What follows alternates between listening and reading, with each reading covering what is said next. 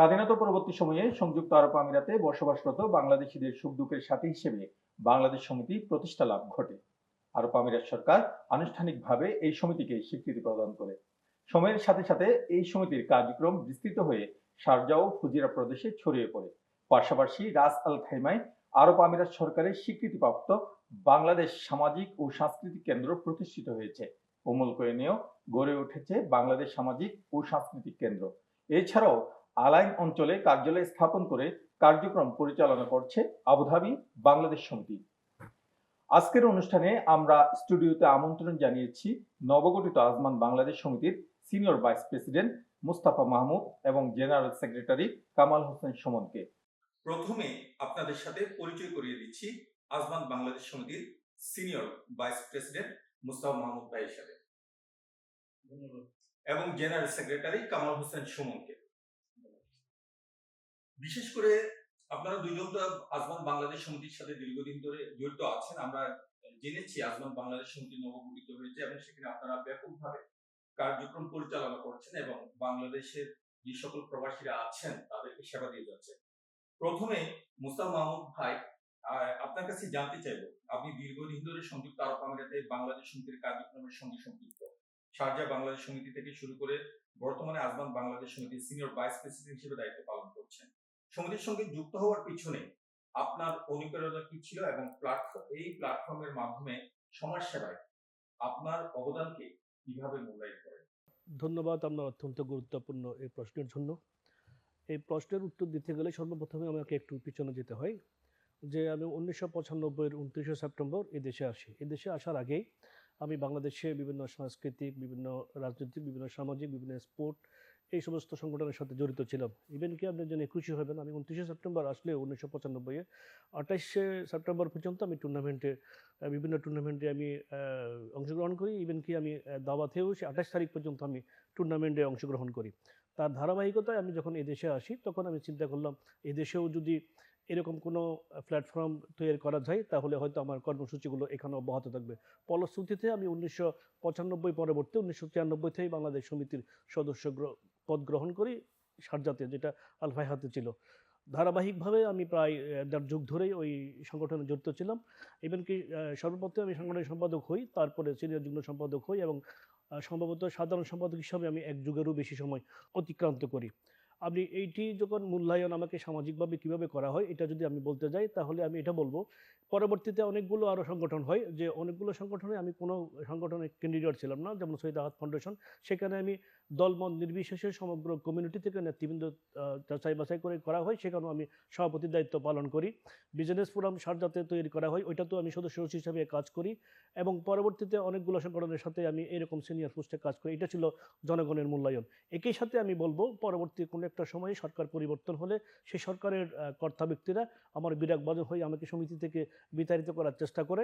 পরবর্তীতে আমি কিছুদিন অফ থাকার পরেও এই কাজ করার অনুপ্রেরণা আমার শেষ হয় না। পরবর্তীতে আজমানে গিয়ে আবার সেই বাংলাদেশ সমিতিকে প্রতিষ্ঠা করি এবং সেটাতে সিনিয়র ভাইস প্রেসিডেন্ট হিসেবে বাংলাদেশ কনসুলেটের মহামান্য কনসুলেট জেনারেল জনাব রাশিদুজ্জামানের আহ্বানে আমি সিনিয়র ভাইস প্রেসিডেন্ট হিসেবে কাজ করি এবং এটাকে সুসংগঠিত করি। এখন প্রবাসী বাংলাদেশিদের সিংহভাগের এখানে আজমান, রাসেল খাইমা, উমুল খৈয়াম থেকে শুরু করে সবাইকে নিয়ে আমরা কনসুলার সেবা সহ বিভিন্ন কর্মসূচি দিয়ে যাচ্ছি। কামাল হোসেন সুমন ভাইয়ের কাছে যাব। বিশেষ করে আপনি প্রথমেই দুবাই বাংলাদেশ সমিতির সাথে, বাংলাদেশ অ্যাসোসিয়েশনের সাথে যুক্ত ছিলেন এবং এখনো আছেন এবং এটার কার্যক্রমের সাথে আপনি অনেকভাবে সম্পৃক্ত। আপনি এখান থেকে গিয়ে আজমান বাংলাদেশ সমিতি গঠন করেছেন, সেখানে আপনি জেনারেল সেক্রেটারি হিসেবে দায়িত্ব পালন করছেন। আসলে আমি জানতে চাইবো আপনার কাছে আজমান বাংলাদেশ সমিতি গঠনের পিছনে মূল উদ্দেশ্য কি ছিল? ধন্যবাদ শিবলি ভাই আপনাকে। আপনি সহ আপনার সিএসআই টেলিভিশন পরিবার এবং দর্শক মণ্ডলীকে আমি আন্তরিক শুভেচ্ছা জানাচ্ছি। বাংলাদেশ অ্যাসোসিয়েশন আজমান আমি একা গঠন করিনি।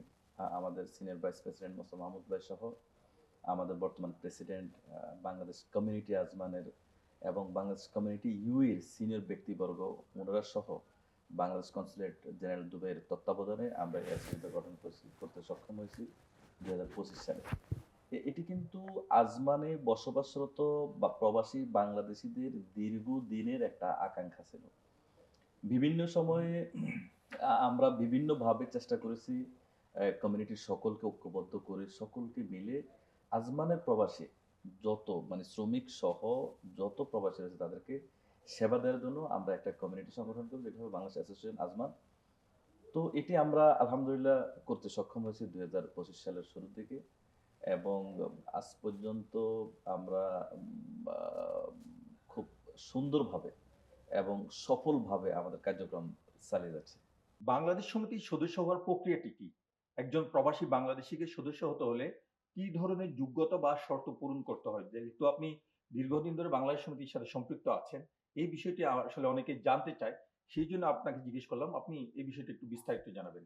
এটি মূলত বৈধতার জন্য যেটা দরকার হয় সেটা হচ্ছে যে আপনি বাংলাদেশের বৈধ নাগরিক হতে হবে। বৈধ নাগরিক হতে গেলে আপনার আইডি থাকতে হবে, ভিসা থাকতে হবে। সমিতি আসলে বাংলাদেশ সমিতি কিন্তু তার বিভিন্ন আঞ্চলিক কমিটিগুলো আ ভিন্নভাবে হয়ে থাকে। ভিন্নভাবে হওয়ার কারণে তাদের নিয়ম নীতিগুলো ভিন্নভাবে হয়। মূলত যেটি দরকার সেটি হচ্ছে যে কি আপনার বৈধ নাগরিক এখানকার বৈধ থাকতে হবে, এখানকার মানে ভিসাধারী হতে হবে, বৈধ থাকতে হবে। এটা হচ্ছে মেইন। এখন দ্বিতীয় হচ্ছে যে কি আপনার যে অঞ্চলে এইটি গঠিত হয়, যেমন মনে করেন আবুধাবি কেন্দ্রীয় কমিটি, সেইটার একটা ফরমেট আলাদা থাকতে পারে। তাদের নির্দেশনা অনুযায়ী বাংলাদেশ সমিতি তাদের আন্ডারে যে সমস্ত শাখাগুলো আছে লাইক আপনার শারজা, ফুজাইরা এগুলোর একটা একই নিয়ম থাকে। আবার উমুল খইয়াম তার একটা ভিন্নতা থাকতে পারে। আবার আজমানেও আপনি মনে করেন আমি আপনার পকেটের মধ্যে একটা যদি কলম থাকে সেটা যদি সস্তা দামি কলম হয় সেটার হয়তো গুরুত্ব কম থাকবে। যদি দামি কলম হয় সেটার গুরুত্ব অধিক থাকবে। ঠিক সেভাবেই বিভিন্ন স্টেট কমিটিগুলো তাদের সদস্যদেরকে গুরুত্ব দেওয়ার জন্য এরকম একটা ফর্মুলা মেইনটেইন করা, যেমন আপনার এই লাইভ মেম্বার হতে পারে, গোল্ড মেম্বার হতে পারে, সিলভার মেম্বার হতে পারে, বিভিন্ন ধরনের সাধারণ সদস্য হতে পারে। এই ধরনের ক্লাসিফিকেশন থাকতে পারে। কিন্তু আসলে নিয়ম হচ্ছে যে কি বৈধতা থাকার জন্য যেটা দরকার সেটা হচ্ছে যে বৈধ নাগরিক হতে হবে এই দেশের, অর্থাৎ ভিসাধারী হতে হবে। এরপরে আপনার ওখানে একটা নির্ধারিত ফি থাকে। এই ফি এর স্ট্রাকচারটা ডিফারেন্স হতে পারে। এটা হচ্ছে যে মূল বিষয়। কামাল ভাই, আপনাকে বলতে চেয়েছিলাম, নতুন আজমান সমিতি গঠন করেছেন। এই সমিতির বর্তমান কার্যক্রম কি, কি? এ পর্যন্ত গুরুত্বপূর্ণ কি, কি কার্যক্রম আপনারা বাস্তবায়ন করেছেন অথবা হাতে নিয়েছেন? এবং সমিতিটি কিভাবে পরিচালনা করছেন সে বিষয়ে একটু আমাদেরকে যদি জানাতেন। একটি কার্যক্রম আমরা পরিচালনা করছি। আমাদের একটা এক্সিকিউটিভ কমিটি আছে। আমাদের president, vice president, senior vice president, general secretary সহ আমরা যেকোনো সিদ্ধান্ত আমাদের এই এক্সিকিউটিভ কমিটি মিটিং এ বসে সিদ্ধান্ত নিয়ে আমরা কার্যক্রম পরিচালনা করে থাকি। আর গুরুত্বপূর্ণ যে সকল কার্যক্রম আমরা সম্পাদন করেছি, তন্মধ্যে দেখেন প্রতি মাসেই আমাদের প্রবাসীগণ এখানে বিভিন্নভাবে মৃত্যুবরণ করে থাকে। এবং অধিকাংশ ক্ষেত্রেই দেখা যায় তাদের কোম্পানি অথবা অন্য কোনো অথরিটি তাদের লাশ প্রেরণের জন্য পর্যাপ্ত পরিমাণ যে খরচটা হয় সেটি বহন করেন না। সেক্ষেত্রে আমরা প্রতিষ্ঠার পর থেকে প্রতি মাসেই কমপক্ষে ২-১ টা লাশ প্রেরণে আমরা সহায়তা দিয়ে আসছিলাম। পাশাপাশি আমাদের এই বিশেষ করে আজমান অঞ্চলে বসবাসরত প্রবাসীরা তারা তাদের সুখ-দুঃখ বিশেষ করে ভিসা সংক্রান্ত জটিলতা, জব সংক্রান্ত জটিলতা, তাদের মানে কোম্পানি থেকে পাওনা হিসাব-নিকাশ সংক্রান্ত জটিলতা, এই বিষয়গুলো কিন্তু আমরা খুব ভালোভাবে আমরা ডিল করে আসছি। 2025 সালের জুন মাস থেকে বাংলাদেশ কনসুলেট জেনারেল দুবাইয়ের অধীনে বাংলাদেশে একটি অস্থায়ী কনসুলার ক্যাম্প ইস্টাবলিশ করা হয় বাংলাদেশ অ্যাসোসিয়েশন আজমানের মাধ্যমে। এবং সেখানে আমরা প্রতি মাসে এভারেজে ৫ থেকে ৭০০ প্রবাসীদেরকে আমরা কনসুলার সেবা দিয়ে আসছি।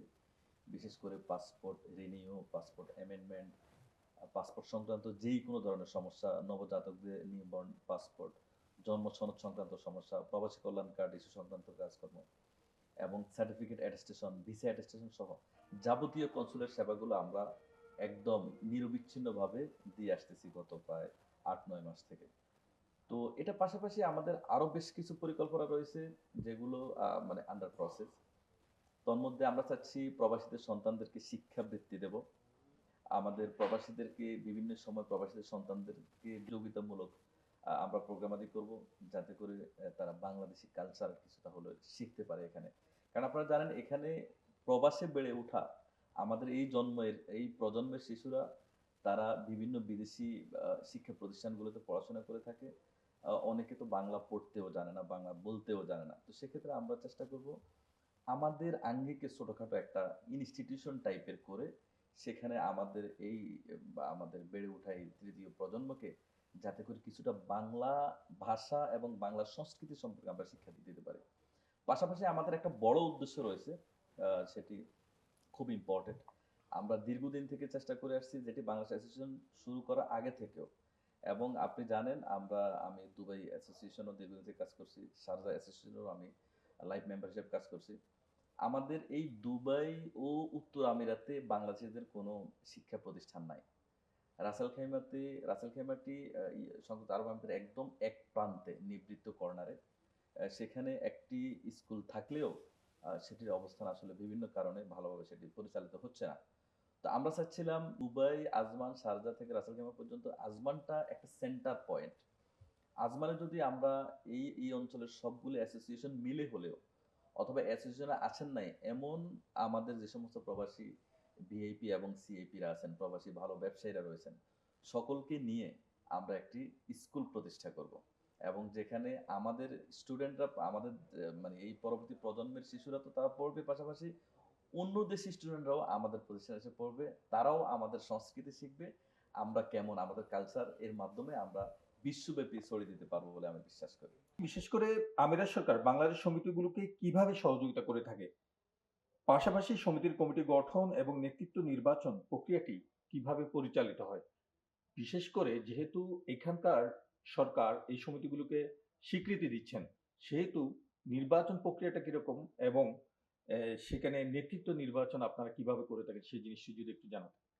আপনারা জানেন এই দেশের সরকার আমাদেরকে লাইসেন্স দিয়ে থাকেন এবং অন্যান্য লাইসেন্সগুলো বিজনেস লাইসেন্স বা অন্যান্য লাইসেন্সগুলোর জন্য একটা পেমেন্ট দিতে হয়। একটা সিস্টেম থাকে প্রত্যেক বছর এগুলোকে রিনিউয়াল করতে হয়। কিন্তু এই লাইসেন্সটা আমাদেরকে একেবারেই দেওয়া হয় এককালীন এবং এটা রিনিউয়াল করতে হয় না। এটার কোনো নির্দিষ্ট কোনো ফিও থাকে না। এটা একবার লাইসেন্স দেওয়া হয়েছে, বাংলাদেশ সমিতিকে লাইসেন্স দেওয়া হয়েছে কেন্দ্রীয় কমিটিকে। তার কেন্দ্রীয় কমিটি তার শাখাগুলো কেন্দ্রীয় কমিটি থেকে অপারেট করে থাকেন। নিয়ম হচ্ছে যে কি প্রত্যেক বছর আপনি যে আইবিআই এর যে হিসাব আছে এটি একটু একটা রিনোয়েড প্রতিষ্ঠান থেকে আপনাকে এটাকে অডিট করতে হবে। অডিট করার পরে আপনি এসজিএম করবেন। এসজিএম এর সময় সরকার যাদেরকে তারা নিয়োগ দিয়ে থাকেন তারা ওখানে থাকেন এবং সমিতির পক্ষ থেকে কর্মকর্তারা থাকেন। তো নির্বাচনের মাধ্যমেই আসলে এইটা কমিটিটা গঠন করা হয় এবং এইটার মেয়াদ সাধারণত ১ বছর হয়ে থাকে। পরবর্তী আরেকটা কমিটি না আসা পর্যন্ত ওরা দায়িত্ব পালন করতে পারেন। এই হচ্ছে মূল নিয়ম এবং এখানে সরকার সমিতিগুলোকে অত্যন্ত গুরুত্ব মনে করেই তারা দায়িত্ব দিয়ে থাকেন এবং তারা এটা সঠিকভাবে তাদের প্রত্যেকের দায়িত্ব পালন করছে কিনা এটা তারা মনিটরিং করেন। এবং আমার মনে হয় এটা অত্যন্ত গুরুত্বপূর্ণ, যেহেতু আপনারা জানেন এই দেশে ১২-১৩ লক্ষ প্রবাসী বাংলাদেশী আছে এবং এরা অনেকেই হয়তো স্বশিক্ষিত বা অল্প শিক্ষিত, যার কারণে তাদেরকে এই দেশের নিয়মকানুন বা এই দেশের চলাফেরা, এই দেশের আইন কানুন মেনে চলার জন্য বিশেষ করে অন্যান্য প্রতিষ্ঠানের পাশাপাশি বাংলাদেশ সমিতিকেও গাইডলাইন হিসেবে ব্যবহার করা হয়, যার কারণে এদেশের প্রত্যেকটা নিয়মকানুন সুচারুরূপে পালন হয়। এজন্য বাংলাদেশ সমিতিকে এই সরকারও গুরুত্ব দিয়ে থাকেন এবং আমাদের বাংলাদেশ সরকারও গুরুত্ব দিয়ে থাকেন এবং আমরা যারা নেতৃবৃন্দরা আছি তারা এই দেশের প্রবাসী যারা আছেন তাদের প্রত্যেককে নিয়ে আমরা আমাদের কাজগুলো করে থাকি। আপনার কাছে জানতে চাই, প্রতিষ্ঠা লগ্ন থেকে কতজন প্রবাসী বাংলাদেশী আপনাদের আজমান বাংলাদেশ সমিতিতে ইনভলভ হয়েছেন? আর আপনার কি ধারণা আছে বিশেষ করে যেই বাংলাদেশ সমিতিগুলো সংযুক্ত আরব আমিরাতে প্রতিষ্ঠিত আছে, সেই সব সমিতিতে কতজন সদস্য সংখ্যা হতে পারে? এবং তারা আসলে সমাজসেবার সাথে কিভাবে সম্পৃক্ত হয়েছেন সেই বিষয়ে যদি কোনো ধারণা থাকে আপনার। সেটি হচ্ছে অ্যাসোসিয়েশনগুলোতে কয়েক ধরনের মেম্বার থাকে। ইম্পর্টেন্ট মেম্বার যারা, তো ওদের মধ্যে ২-৩টা ক্যাটাগরি থাকে। যেমন কোথাও platinum member, golden member, silver member এই টাইপের থাকে। কোথাও লাইট মেম্বার অথবা একটা প্লাটিনাম মেম্বার এই টাইপের থাকে। এটা নির্ধারিত হয় ফিজের, আপনি হয়তো ২-৩টা ক্যাটাগরির ফিজ থাকে। যেমন ৫,০০০, ১০,০০০, ২০,০০০, ২৫,০০০। এই কম বেশি পেমেন্টের মাধ্যমে এই ক্যাটাগরি নির্ধারণ করা হয়। পাশাপাশি আরেকটা ক্যাটাগরির মেম্বার থাকে, তারা হলো বেনিফিশিয়ারি। তারা প্রথম ক্যাটাগরিগুলো ওরা মানে পরিচালনা করবেন, মানে সকল ধরনের উইথ মানে ইনক্লুডিং ফিনান্সিয়াল। এবং এই দ্বিতীয় ক্যাটাগরির যে মেম্বাররা, উনারা শুধু মানে সার্ভিস বেনিফিশিয়ারি, উনারা সার্ভিস গ্রহণ করবেন। তো এই টাইপের মেম্বারের ফিজ একদম নামে মাত্র একটা ফিজ দিয়ে তারা মেম্বার হতে পারেন। এখন তাহলে আমরা যদি এই সাধারণ মেম্বারদের কথা হিসেব করি, আপনি জানেন সংযুক্ত আরব আমিরাতে রেজিস্টার্ড আনরেজিস্টার্ড মিলে বাংলাদেশিদের ২০০-র বেশি সংগঠন রয়েছে। তন্মধ্যে রেজিস্ট্রেশনের আওতায় মোটামুটি রেজিস্টার্ড টাইপের বলা যায়, যাদের অনুমোদন আছে, অনেকের এখনো রেজিস্ট্রেশন লাইসেন্স নাই। এই ২টা ক্যাটাগরি মিলে হয়তো ধরেন 10টার মতো হবে। তো এই 10টার মধ্যে যদি আপনি সার্ভিস বেনিফিশিয়ারি মেম্বারদের আপনি হিসাব করেন, সেক্ষেত্রে হয়তো ধরেন আপনার কয়েক হাজার মেম্বার হতে পারে। কিন্তু যারা মেইন ফাউন্ডার মেম্বার, যারা পরিচালনা করেন, ওদের সংখ্যা তো ধরেন একেকটা অ্যাসোসিয়েশনে, যেমন বাংলাদেশ অ্যাসোসিয়েশন আজমানে প্রায় 100 খানেক মেম্বার রয়েছে, আমরা যারা এক্সিকিউটিভ মেম্বার সহ আদার্স আমাদের মেম্বাররা। পাশাপাশি বাংলাদেশ অ্যাসোসিয়েশন দুবাইও আপনার এই ফাউন্ডিং মেম্বার সহ এই এক্সিকিউটিভ যে মেম্বাররা রয়েছেন, এই মেম্বারও প্রায় অর্ধশতের মতো। বাংলা সমিতি শারজাহে লাইফ মেম্বারের সংখ্যা কয়েকশো। সেখানে আবার সার্ভিস বেনিফিশিয়ারি মেম্বারের সংখ্যাও তুলনামূলকভাবে অন্যান্য জায়গা চাইতে বেশি। এরকম ধরুন যদি আমরা দুই সাইডে যদি বিভক্ত করি, তাহলে আমার কাছে মনে হয় সহস্রাধিক হবে অথবা কয়েক হাজার হবে বেনিফিটেড মেম্বার। আর পরিচালনা করে মেইন যারা যারা মানে সার্ভিস দেন, তাদের সংখ্যা হয়তো সব মিলিয়ে 500 অথবা অ্যারাউন্ড 500 হবে। মোস্তফা ভাইয়ের কাছে আবার একটু আসি। বাংলাদেশ মিশন দুবাই, বিশেষ করে দূতাবাস, কনসুলেট সমিতির কার্যক্রমে কোনো প্রভাব বা দিক নির্দেশনা প্রদান করে কি না? যদি করে থাকে তাহলে তা সমিতির স্বাভাবিক কার্যক্রমে কোনো ধরনের প্রভাব বা বিঘ্ন সৃষ্টি করে কিনা, এবং তাদের সাথে আপনাদের পথ চলাটা আসলে কিরকম? আমি এই উত্তরে বলবো আসলে প্রভাব বিস্তার করাটা উচিত। এটা দুদিকে হইতে পারে। একটা হচ্ছে যে পজিটিভলি, একটা হচ্ছে নেগেটিভলি। আমি পজিটিভলি প্রভাব বিস্তার করাটা উচিত এই কারণেই মনে করছি। মনে করেন এখানে বাংলাদেশী আমরা ১২-১৩ লক্ষ আছি। ১৩ লক্ষ এই প্রবাসীকে সেবা দেওয়া শুধুমাত্র বাংলাদেশ কনসুলেট কিংবা দূতাবাসের পক্ষে সম্ভব নয়। যদি তারা তাদের সমিতিগুলোকে যদি অ্যাকোমোডেট করতে পারে, তাদের যদি সহযোগিতা নিতে পারে, তাহলে তাদের কাজগুলো করতে আরও বেশি সহজ হয়। যেমন বর্তমান বাংলাদেশ কনসুলেট বিভিন্ন কনসুলার সেবা বিভিন্ন আমাদের শারজাহ সমিতি, আজমান সমিতি, ওমর করিম সমিতি, ফুজাইরা সমিতি মাধ্যমে করে থাকে। এতে করে কাজের গতিটা বাড়ছে এবং বেশি সংখ্যক মানুষকে সহজভাবে কনসুলার সেবাটা দিতে পারছে, অন্যান্য সেবাটা দিতে পারছে। এবং একেবারে পাবলিকগুলো যদি কনসুলেটে এসে যদি সবগুলো একসাথে কাজ করতে চাইতো, তাহলে পাবলিকেরও সমস্যা হইতো, কনসুলেটেরও সমস্যা হইতো। এখন যে কাজগুলো সমিতির মাধ্যমে বিভিন্নভাবে আমরা করতেছি, যার কারণে তাদেরও সহযোগিতা করছে, বাংলাদেশিরাও এটা সহজভাবে করতে পারছে। এই কারণে আমি মনে করছি প্রভাব বিস্তার। এখন প্রভাব বিস্তারটা ২ ধরনের হতে পারে। একটা হচ্ছে পজিটিভলি, একটা হচ্ছে নেগেটিভলি। নেগেটিভলি ইতিপূর্বে কেউ করেছেন বিধায় কনসুলেটেরও যেমন বদনামি হয়েছে, তেমন বাংলাদেশি প্রবাসীদের জন্যও কাজ করতে অসুবিধা হয়েছে, তারা সঠিকভাবে করতে পারে নাই। বর্তমান ইন্টারিম গভর্নমেন্ট আসার পর থেকে কনসুলেটের মাননীয় কনসাল জেনারেল সহ তার টিম আছেন এবং তারা বিভিন্নভাবে সহযোগিতা করছেন বিধায় আমার কাছে মনে হয় এটা খুব সহজভাবে আমরা কাজ করতে পারতেছি। আমার মনে হয় এই বাংলাদেশ সরকারের পক্ষে এটা কনসুলেটকে অথবা দূতাবাসকে বলা উচিত যেন বিভিন্ন যে সংগঠনগুলো আছে, সমিতিগুলো আছে, যেগুলো বাংলাদেশি প্রবাসীদেরকে কাজ করে সহযোগিতা করতেছেন, তাদেরকে যেন আর্থিকভাবে যদি প্রয়োজন হয় তাহলে সহযোগিতা করার জন্য এটা অত্যন্ত দরকার বলে আমি মনে করি। যদি আর্থিকভাবে, যেহেতু আমাদের এই একটা প্রতিষ্ঠান রাখতে হয়, একটা অফিস রাখতে হয়, আমাদের এখানে অনেকগুলো খরচ আছে। এই খরচগুলো আমাদের পক্ষে একা হয়তো অনেক সময় আমরা বহন করতে পারি না। যদি বাংলাদেশ সরকারের পক্ষে যদি বাংলাদেশ কনসুলেট এবং দূতাবাস যদি আমাদেরকে আর্থিকভাবে সহযোগিতা করেন, পরামর্শ দেন, কিছু আমাদের সাথে এই সবসময় মনিটরিং এর মাধ্যমে যদি কাজগুলো করেন, আমার কাছে মনে হয় আমরা সমিতি উপকৃত হব, কনসুলেট উপকৃত হবে, পাশাপাশি বাংলাদেশি প্রবাসী আছে তারাও উপকৃত হবে বলে আমি মনে করি। মোস্তফা ভাইয়ের কথা সূত্র ধরে আমি কামাল হোসেন সুমন ভাইয়ের কাছে আসি। বিশেষ করে আপনারা যেহেতু একটা সমিতি পরিচালনা করেন, সেখানে অবশ্যই অর্থের প্রয়োজন রয়েছে। সে অর্থের যোগান আপনারা কিভাবে দিয়ে থাকেন? আমরা যতটুকু জানি বাংলাদেশ কনসুলেট, দূতাবাস তারা বিভিন্ন সেক্টরে তাদের এই কনসুলার সার্ভিস পরিচালনা করে থাকেন। সেখানের সাথে আপনারা অনেকটাই সম্পৃক্ত। আপনাদের হয়তো কার্যালয়ে আপনারা সেটা অনেক সময় পরিচালনা করছেনও। সেখান থেকে কোন রকম আর্থিক সহযোগিতা আসে কিনা, এবং সমিতির সার্বিক কার্যক্রম পরিচালনার জন্য কোথা থেকে আর্থিক সহযোগিতা পান? অ্যাসোসিয়েশনগুলোর আসলে আর্থিক যোগানের মূল ভিত্তি হলো সদস্যদের প্রদানকৃত টাকা। তবে ১ নম্বর হলো সদস্যদের মেম্বারশিপ যে ফিজটা আমরা গ্রহণ করে থাকি, এটি একটা বড় অ্যামাউন্টের হয়ে থাকে। পাশাপাশি যখন আমরা কোনো কর্মসূচি গ্রহণ করে থাকি, তখন আমরা আবার এককালীন আহ্বান করে থাকি। আমাদের সদস্যরা, এক্সিকিউটিভ মেম্বাররা, ওনারা সেটা আমরা একটা বাজেট করে যে এই প্রকল্পে আমাদের এত টাকা দরকার। তখন আমরা আমাদের মেম্বারদের মধ্যে এটা ভাগ করে ওনাদের থেকে আমরা এটা কালেক্ট করে আমরা এটা করে থাকি। পাশাপাশি আপনি যেটা জানতে চেয়েছেন যে কনসুলার সেবার মাধ্যমে আমরা অ্যাসোসিয়েশন গুলোর কোনো ইনকাম হয় কিনা, সেটি আমরা কিভাবে ব্যয় করে থাকি। এই সমস্ত অ্যাসোসিয়েশন গুলোতে কনসুলার সেবা কার্যক্রম বিদ্যমান রয়েছে। প্রত্যেক জায়গায় কিন্তু দেখেন মানে একটা এস্টাবলিশমেন্ট রয়েছে। এস্টাবলিশমেন্ট একটা খরচ রয়েছে। প্রতিটি অফিসে কিন্তু রেন্ট করা। ইয়ারলি একটা রেন্ট রয়েছে, সেখানে আপনার অফিস স্টাফ এক্সপেন্স। রয়েছে, অফিস স্টাফ রয়েছে, সেটা রয়েছে, ইউটিলিটিস রয়েছে। অ্যাসোসিয়েশন গুলোর জন্য একটা সার্ভিস চার্জের ব্যবস্থা থাকে, এবং সেই চার্জটা ইনক্লুড করে আমরা যেই পরিমাণ সেবা মান্থলি দিয়ে থাকি, বিশেষ করে যদি আমাদের কথাই বলি, তাহলে এটি আমাদের মোটামুটি ব্রেক ইভেনে থাকে। আমাদের যে কস্ট এবং যে ইনকাম, এটা মোটামুটি সেম থাকে। শুরুর দিকে কম হতো, আমরা ঘাটতি দিতাম, ইদানিং এটি মোটামুটি সমান হয়। তো এটার মাধ্যমে আমাদের সুবিধাটা হলো কি, আমরা আমাদের প্রবাসীদেরকে আমরা সেবাটা দিতে পারলাম খুব ভালোভাবে, এবং সেখানে আমাদের এক্সিকিউটিভ মেম্বাররা কিন্তু ভলান্টিয়ারলি সেখানে সেবা প্রদান করে থাকেন। ওনারা কেউ কোনো ফ্যাসিলিটিস নেন না। পার্মানেন্টলি কয়েকজন এমপ্লয়িজ রয়েছেন, তাদেরকে তো আমরা তাদের বেসিক স্যালারি সহ তাদের সুযোগ সুবিধা দিতে হয়। তো এক্ষেত্রে মোটামুটি একটা ব্যালেন্সড হয় আর কি। অ্যাসোসিয়েশন গুলো টিকে থাকার জন্য অন্তত এস্টাবলিশমেন্ট কস্টটা যদি একটা সাইড থেকে চলে আসে, তাহলে আমরা আদার্স যে প্রকল্পগুলো গ্রহণ করি, সেগুলো আমরা অ্যাসোসিয়েশনের ফান্ড থেকে অথবা মেম্বারদের আমরা কালেকশন করা টাকা থেকে আমরা কিন্তু সেগুলো করতে পারি। এটি একটি প্রশংসনীয়, মানে সকল দিক থেকে একটি প্রশংসনীয় উদ্যোগ।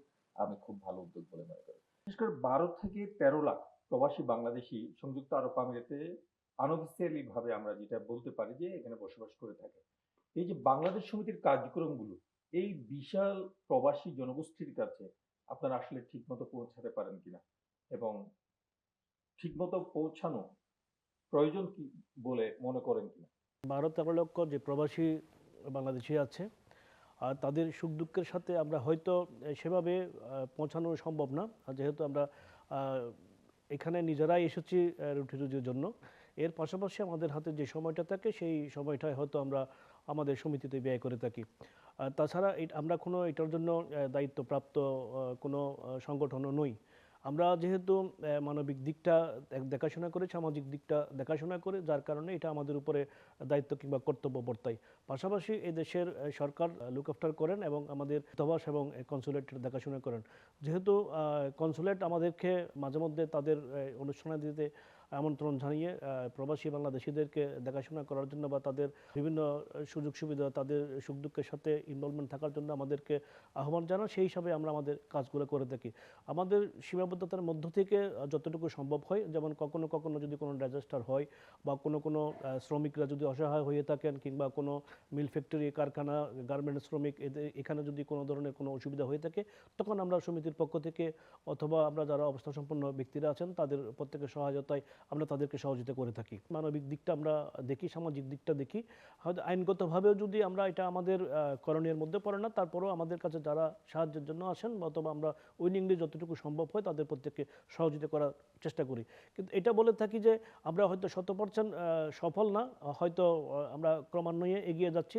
অদূর ভবিষ্যতে হয়তো আমরা আরও চেষ্টা করব আমাদের কাজগুলোর গতি যদি বাড়াতে পারি, আরও যদি আমরা যদি সহজভাবে যদি দেশের কানুনের মধ্য থেকে আমরা যদি করতে পারি, ইনশাল্লাহ আমরা সফল হবে বলে মনে করি। কামাল হোসেন সুমন ভাই, আপনি তো সাম্প্রতিক নির্বাচনে আমাদের নির্বাচন কমিশন ঘোষিত একটা পাইলট প্রকল্প ছিল যে প্রবাসীদের ভোটের আওতায় নিয়ে আসা, সেই প্রকল্পটি বাস্তবায়নের জন্য দায়িত্ব দেওয়া হয়েছিল বাংলাদেশ মিশনগুলোকে, এবং সেখানে অংশীদার ছিলেন আপনারা। বাংলা সমিতি নামে যে সংগঠনগুলো ছিল, আপনারা বিভিন্নভাবে হেল্প করেছেন।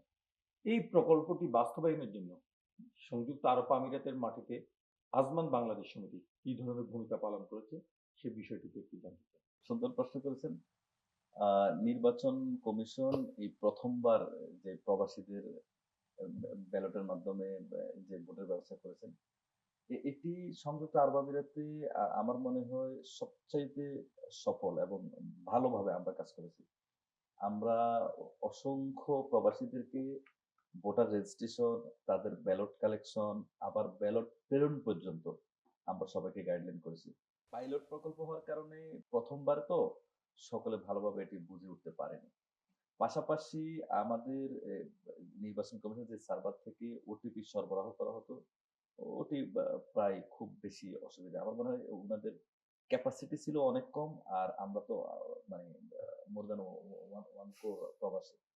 আচ্ছা, ফাঁকে আমি আরেকটা কথা বলি, যেহেতু আপনি এই প্রশ্নের জবাবটা দিচ্ছেন। এই প্রকল্পগুলো আসলে আমরা মনে করি যে এবার 25% হয়তো আমরা সফল হয়েছি। 100% সফল করতে গেলে নির্বাচন কমিশনের প্রতি আপনাদের কি ধরনের সাজেশন থাকবে? এটি আমার সাথে থাকবে যে এই অ্যাপস এর মধ্যে যে স্টেপ গুলো দেওয়া হয়েছে এগুলোকে আমরা মনে করি আরেকটু সহজতর করা উচিত। অনেকগুলো ধাপ রয়েছে। আরেকটু সহজতর করলে, কারণ আপনারা জানেন আসলে প্রবাসীরা তো এত ভালোভাবে অ্যাপস ইউজে অভ্যস্ত নয়। পাশাপাশি যেই সার্ভারের মাধ্যমে উনারা রিপ্লাই গুলো করেন, ওই সার্ভার গুলো অনেক উইক। এগুলোর ক্যাপাসিটি আরো অনেক বেশি সম্প্রসারণ করা দরকার। আর যেই সময় বেঁধে দেওয়া হয়েছে, এই সময়টাও আমার কাছে মনে হচ্ছে আরেকটু বেশি সময় দেওয়া দরকার ছিল। সব মিলিয়ে নির্বাচন কমিশন একটি সাকসেস প্রকল্প ছিল এবং ভবিষ্যতে শতভাগ না হলেও এটি কিন্তু বাড়তে থাকবে নিঃসন্দেহে। মোস্তফা ভাই, বিশেষ করে আপনি তো দীর্ঘদিন ধরে সংযুক্ত আরব আমিরাতে আছেন। এখানে বিভিন্ন দেশের মানুষের সাথে আপনি মিলেছেন, কথা বলেছেন, তাদের সাথে চলেছেন, তাদের সাথে ব্যবসা বাণিজ্য ছিল। আমরা দেখেছি বিশেষ করে ভারত, পাকিস্তান এবং অন্যান্য আফ্রিকা, ইউরোপ অঞ্চলের অনেকগুলো রাষ্ট্র এখানে যারা আসলে এই ধরনের সামাজিক সংগঠন করেছে, তারা খুবই সাকসেসফুল এবং তারা খুবই ঐক্যবদ্ধভাবে এখানে তাদের যে লক্ষ্য উদ্দেশ্য সেটা পূরণ করে থাকে। আমরা কেন পারছি না? আমরা বাংলাদেশী লোকজন এত বিশাল একটা জনগোষ্ঠী থাকা সত্ত্বেও আমরা কেন পিছিয়ে পড়ছি? এবং আমাদের মধ্যে সেই ইউনিটিটি গড়ার জন্য কি ধরনের পদক্ষেপ নেওয়া প্রয়োজন বলে মনে করেন? এই প্রশ্নের উত্তর যদি আপনি লক্ষ্য করে থাকেন, আমি ইতিমধ্যে দিয়েছি। আপনি যদি আমার উত্তরটা যদি যদি শুনে থাকেন তো পেয়েছেন। আমি বলেছি যে, এই সমিতিগুলোকে যদি পরিচালনা করতে হয় তো বাংলাদেশ দূতাবাস এবং কনস্যুলেটের সহযোগিতা দরকার এবং এই কনস্যুলেট এবং দূতাবাস যদি আ যদি ইনস্ট্রাকশন যদি তারা বাংলাদেশ সরকার থেকে পায়, বাংলাদেশ যদি সরকার যদি তাদেরকে যদি সহযোগিতা করার জন্য যদি নির্দেশনা প্রদান করেন, তারা সমিতি বা সংগঠনগুলোকে তারা সেভাবে পরিচালনা করবেন। নিঃসন্দেহে যেটি আপনি উল্লেখ করেছেন ইন্ডিয়া, পাকিস্তান বা অন্যান্য দেশের সংগঠনগুলো তারা সাকসেস। তো এখানেই আমাদের সাথে আর তাদের মধ্যে ডিফারেন্সটা তারা তাদের সরকার থেকে, তাদের দূতাবাস থেকে, তাদের কনস্যুলেট থেকে তারা সেভাবে সহযোগিতা পেতে পারে। আমি জানি ইন্ডিয়ান অ্যাসোসিয়েশন গুলো একটা সরকারের মতো কাজ করে। আমি দেখেছি আজমানের মধ্যে একটা ইন্ডিয়ান অ্যাসোসিয়েশন আছে। এরা প্রত্যেকটা ভিসা থেকে শুরু করে প্রত্যেকটা কাজ তারা সেটা করে। সেটা আমরা করতে পারি না। আমরা সাম্প্রতিক সময়ে কনস্যুলার সার্ভিসটা পেয়েছি। এই কনস্যুলার সার্ভিসটা পাওয়ার জন্যও এখানে অনেক সমস্যা হয়তো ইতিপূর্বে ছিল। কারণ আমরা শারজাতে অনেক চেষ্টা করেছি, আমরা কনস্যুলার সার্ভিসটা পাইনি। আজমানে পেয়েছি, হয়তো এখন বর্তমান দূতাবাস এবং কনস্যুলেট সহযোগিতা করছে বিধায় পেয়েছি। আপনি দেখেন একটি সংগঠন বা আমাদের বাংলাদেশ সমিতি আজমানের কথাই বলি যে আমরা নিয়ার অ্যাবাউট 100,000 আমরা অফিসের রেন্ট দিয়ে থাকি। তারপরে আবার এই কনস্যুলার সার্ভিসটা দেওয়ার পরে আমাদের যে স্টাফ আছে, এই স্টাফদের পিছনে খরচ যদি বলতে চাই তাহলে আমাদের মান্থলি একটা খরচ আছে। তা আমরা কনস্যুলার সার্ভিসটা যদি না পাইতাম তাহলে এই খরচটা আমরা যারা এক্সিকিউটিভ মেম্বার আছে, আমাদের যারা কমিটির সদস্যরা আছে তাদেরকে বিয়ার করতে হতো। এখন আমরা ওখান থেকে কিছু পাচ্ছি বিধায় হয়তো আমরা স্বাচ্ছন্দ্যে চলতে পারতেছি। প্রত্যেকটা সংগঠনকে এইভাবে তো এখনো দেওয়া হয় নাই। তাহলে প্রত্যেকটা সংগঠনের তারা খরচটা কিভাবে করে? তারা যে এই টাকাটা যদি তারা আর্ন করতে না পারে, তাদের প্রত্যেকের যদি পকেট থেকে দিতে হয়, তাহলে তাদের তো নির্দিষ্ট সীমাবদ্ধতা আছে। আচ্ছা, আরেকটা বিষয়, বিদেশি সংগঠনগুলো আমরা যতটুকু জেনেছি এবং সেটা বিশ্লেষণ করে দেখেছি, তারা তাদের সদস্যকিটা অত্যন্ত কম রাখে এবং তাদের সদস্যের সংখ্যা বাড়ানোর উপর জোর দিয়ে থাকে। এক্ষেত্রে বাংলাদেশ সমিতি এত বিশাল অঙ্কের একটা ভর্তুকি অথবা সদস্য ফি কেন নির্ধারণ করে দেওয়া হলো বাংলাদেশ সমিতির পক্ষ থেকে? এটা কি সাধারণ সদস্যদের, যারা বিশেষ করে সাধারণ প্রবাসী আছে, তাদেরকে সম্পৃক্ত করার জন্য ফি কমিয়ে এখানে কি সম্পৃক্ত করার কোনো সুযোগ নেই? আপনি দেখেন প্রত্যেকটা জিনিসের আয় এবং ব্যয় একটা সীমাবদ্ধ আছে। আপনার আয়ের সাথে ব্যয়ের সঙ্গতি। এখন আপনার যদি আয় যদি হয় ৳১০০, আপনার ব্যয় যদি হয় ৳২০০, ইউ ক্যানট কন্টিনিউ। তাইলে আপনাকে কি করতে হবে? ৳২০০ অন্ততপক্ষে ১ম আয় করার জন্য চেষ্টা করতে হবে। যেকোনো একটা সংগঠন যদি সর্বপ্রথমে যদি প্রতিষ্ঠা করা হয়, তাহলে তার নির্দিষ্ট খরচটা থাকবে। এখন যদি তার সদস্য সংখ্যা যদি ১,০০০ হয়, ওই ১,০০০ সদস্য তাদেরকে এই খরচটা মেইনটেইন করতে হবে। তার ওই সদস্য সংখ্যা যদি এটা ১,০০,০০০ হয়, তাহলে ওই ১,০০,০০০ জনে এই সদস্য এটার ব্যয়টা করতে হবে। একটা নতুন সংগঠন যখন হয় তখন তার না ফান্ড থাকে, না তার ইনকাম থাকে। সুতরাং তাকে প্রাথমিক পর্যায়ে তাকে এই খরচটা একটু বেশি থাকে। যখন একটা লং টার্ম যদি এটা যদি সংগঠনটা যদি চলে, তার মনে করেন যদি কোনো সংগঠনের বয়স যদি ৫ বছর, ১০ বছর, ১৫ বছর, ২০ বছর হয়ে যায়, তার একটা ফান্ডিং ক্যাপাসিটিও থাকে, বিভিন্ন ধরনের আর্নিং এর ব্যবস্থা থাকে। যার কারণে তাদের কাছে যদি ফান্ড থাকে, পরবর্তীতে তার মেম্বারশিপের পয়সা হয়তো প্রয়োজন হবে না। তার বিভিন্ন ধরনের আয়ের সোর্স থাকে। এখন নতুন একটা সংগঠন হলে এই সংগঠন যেহেতু এক্সিকিউটিভ বডি দ্বারা এই সংগঠন এই খরচটা মেইনটেইন করতে হয়, যার কারণে প্রাথমিক পর্যায়ে একটু বেশি থাকতে পারে। যখন এই সংখ্যাটা যদি আস্তে, আস্তে বাড়তে থাকবে, তার মেম্বারশিপ এবং তার যদি আয়ের একটা যদি পদ যদি হয়ে যায় বৈধভাবে, তাহলে তার খরচটা হয়তো পরবর্তীতে নাও থাকতে পারে। এটা জিরো হতে পারে। আমি সুমন ভাই, আপনার কাছে সর্বশেষ প্রশ্ন। তো দুবাই সমিতিতে আছেন এবং সেখানে আপনি ডাইরেক্টর হিসেবে আপনি দায়িত্ব পালন করছেন। বিশেষ করে আমাদের কমিউনিটির যে বিশৃঙ্খলাগুলো আছে সেগুলো মিটমাট করার জন্য, অথবা দুবাই সমিতি বিশেষ করে দুবাইয়ের আপনাদের যে সমিতিটা আছে এটা অত্যন্ত গুরুত্বপূর্ণ, যেহেতু দুবাই একটা এই অত্যন্ত গুরুত্বপূর্ণ জায়গা এবং এটা অনেকটা বাণিজ্যিক রাজধানী বলে আমরা বিবেচনা করে থাকি। এখানে এই সমিতি বাংলাদেশ কমিউনিটিকে সুসংগঠিত করার জন্য আপনারা কতটুকু ভূমিকা রাখতে পেরেছিলেন তো পারছেন? সুসংগঠিত করার ক্ষেত্রে কতটুকু ভূমিকা রাখছি এটা হয়তো ফিউচার বলবে, কিন্তু আমরা অনেক কাজ করেছি।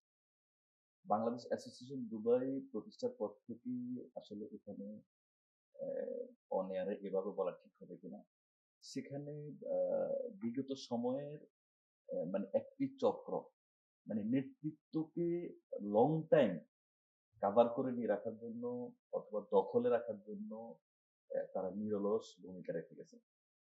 তো ওই সাইটটিকে মোকাবেলা করতে আমাদের, এটা টিল নাও আমরা এখনো করছি, মোকাবেলা করতে গিয়ে আমাদের অনেক এনার্জি এবং অ্যাসোসিয়েশনের অনেক অর্থ খরচ হয়েছে। যদিও এটি কেউ খেয়ে ফেলেনি, কিন্তু খরচ হয়ে গেছে, যেটি আমাদের আমরা বলতে পারি এটা নষ্ট হয়ে গেছে। তো এক্ষেত্রে কাজ কিন্তু আমরা অনেক করেছি। আপনারা জানেন হিজ হাইনেস শেখ মোহাম্মদ বিন রাশিদের এই রমজানে বিভিন্ন কারণে হয় না, এর আগে প্রতি রমজানে ওনার 1 বিলিয়ন মিল খাদ্য আপনার পরিবেশনের একটা প্রকল্প থাকতো, এবং বাংলাদেশি একমাত্র সংগঠন হিসাবে বাংলাদেশ অ্যাসোসিয়েশন দুবাই ওই প্রকল্পে রেজিস্ট্রেশন করা ছিল আমাদের। আমরা 2 থেকে 3 বার আমরা সেখানে কন্ট্রিবিউট করেছি। পাশাপাশি দুবাই গভর্নমেন্টের ব্লাড ডোনেশন প্রকল্প, দুবাই গভর্নমেন্টের ক্লিন দুবাই প্রকল্প সহ অসংখ্য সরকারি প্রকল্পের সাথে আমরা মার্চ করে আমরা কাজ করেছি আমাদের এক্সপিরিয়েন্স থেকে। পাশাপাশি প্রবাসীদেরকেও আমরা সেই কোভিড থেকে শুরু করে বিভিন্ন সময় আমরা বিভিন্ন ধরনের সহায়তা দিয়ে আসছি। এবং এই আপনারা জানেন 5ই আগস্টের পরবর্তীতে সময়ে ম্যাক্সিমাম অ্যাসোসিয়েশন গুলোতে কিন্তু নেতৃত্বের একটা স্মার্ট, একটা সুন্দর পরিবর্তন ঘটে গেছে, এবং আগের তুলনায় অ্যাসোসিয়েশন গুলো আরো অনেক ভালোভাবে চলছে। এবং আমরা আশা করি এই বাংলাদেশ অ্যাসোসিয়েশন দুবাইটিও খুব তাড়াতাড়ি, খুব কম সময়ের মাধ্যমে এই একটা ভালো বড় ধরনের পরিবর্তন নিয়ে আসবে। আশা করব কমিউনিটির সকলকে নিয়েই ঐক্যবদ্ধভাবে আমরা লিড করতে পারবো ইনশাআল্লাহ। বাংলাদেশ সমিতির পক্ষ থেকে যেহেতু আমরা প্রতিনিধিত্ব করি, সেই হিসাবে প্রবাসী বাংলাদেশিদের সুখ দুঃখের সাথী হিসাবে আমরা আছি। আপনারা জানেন বাংলাদেশে দীর্ঘদিন পর গণতান্ত্রিকভাবে জনগণের সরকার প্রতিষ্ঠিত হয়েছে। মুক্তিযোদ্ধারা যেহেতু বাংলাদেশের শ্রেষ্ঠ সন্তান, তারা মুক্তিযোদ্ধারা বিভিন্ন কোঠায় এখনো পর্যন্ত অনেক কিছু পেয়ে থাকেন, কিন্তু প্রবাসীরা যেটা রেমিটেন্স যুদ্ধ, সেই রেমিটেন্স যোদ্ধারা সেই হিসাবে কিছু পান না। যদিও বাংলাদেশকে মুক্তিযোদ্ধারা একটি লাল সবুজের পতাকা দিয়েছেন, এই প্রবাসী বাংলাদেশিরা যারা ইউএইতে সহ সারা বিশ্বে ছড়িয়ে ছিটিয়ে আছে 1 কোটিরও বেশি প্রবাসী জনশক্তি, তারা বাংলাদেশের অর্থনীতিকে অত্যন্ত সমৃদ্ধশালী করছে। আমি মনে করি যারা প্রবাসী আছেন তাদের রক্ত, ঘাম সবকিছু বিসর্জন দিয়ে 20, 30, 40 বছর শেষ বয়সে এসে বাংলাদেশে যায়, তাহলে তারা বাংলাদেশ সরকার থেকে কিছু প্রত্যাশা করে। আমার মনে হয় মুক্তিযোদ্ধারা যেভাবে পেয়ে থাকে, ঠিক আছে, রেমিটেন্স যুদ্ধ হিসাবেও বাংলাদেশ সরকারের পক্ষ থেকে এই রেমিটেন্স প্রবাসীদেরকে কিছু উপহার দেওয়া দরকার। এটা আমার কাছে মনে হয়, যেহেতু এখন জনগণের সরকার প্রতিষ্ঠিত হয়েছে বাংলাদেশে দীর্ঘদিন পরে, এই জনগণের সরকার এই বাংলাদেশিদের প্রবাসীদের জন্য আমার কাছে মনে হয় তারা নিশ্চয়ই ভালো কিছু চিন্তা ভাবনা করবে। সকলকে সিএসআই টেলিভিশনকে আমি বাংলাদেশ সমিতি আন্দোলনের পক্ষ থেকে এবং আমার ব্যক্তিগত পক্ষ থেকে ধন্যবাদ জানাচ্ছি। ইউএইতে অনেক গুরুত্বপূর্ণ ভূমিকা পালন করবে এবং অনেক দর্শক জনপ্রিয়তা অর্জন করতে পারবে বলে আমি দৃঢ়ভাবে বিশ্বাস করি। আজকে এইখানে এসেই আমি তাদের মনোরম স্টোরিও অবলোকন করেছি, তা আশা করছি এটি ইউএইতে অত্যন্ত দর্শক নন্দিত হবে বলে আমি দৃঢ়ভাবে বিশ্বাস করি। সিএসএ টেলিভিশন কর্তৃপক্ষের সকলকে আমি বাংলাদেশ অ্যাসোসিয়েশন আজমানের পক্ষ থেকে আন্তরিক শুভেচ্ছা ও অভিনন্দন জানাচ্ছি। দর্শকবৃন্দ, আজকের আলোচনায় আমরা আজমান বাংলাদেশ সমিতির 2 জন সম্মানিত কর্মকর্তার কাছ থেকে সমিতির বিভিন্ন কার্যক্রম সম্পর্কে জানতে পেরেছি। আগামী পর্বে আমরা নতুন কোনো অতিথিকে আমন্ত্রণ জানাবো এবং নতুন কোনো বিষয় নিয়ে আলোচনা করব।